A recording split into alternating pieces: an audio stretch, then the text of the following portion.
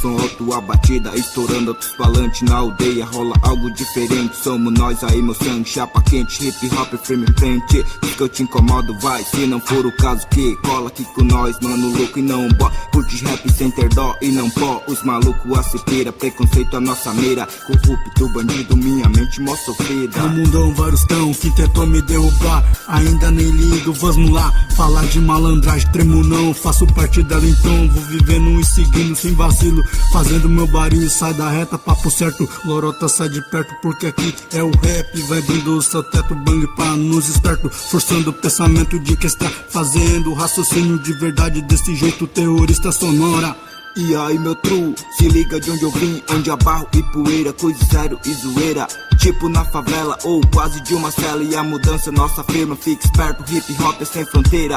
De várias maneiras meu patrão, rap não é brincadeira, compromisso vem na veia. 5 elementos de cultura, 9 se juntar com o meu. Potência máxima da arte que chegou pra ficar, revolvendo e a música trincar. Muito forte, ágil como uma bala, senti a batida assim.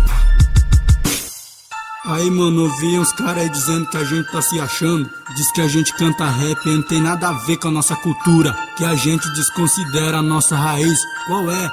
Deixa eu te explicar, liga o microfone aí. Se tiver em Baracá, Jacuá e vai aí. Acompanhe nossa base, estou no hip hop, pois não deixo minha cultura. E você pensou loucura, sabe de qual é? Uma mescla mais poder de levar até você informação. É o nosso proceder, das autoridades pensar no meu e seu direito, fazer a função. A fita mais correta, só quem é vai ser esperto.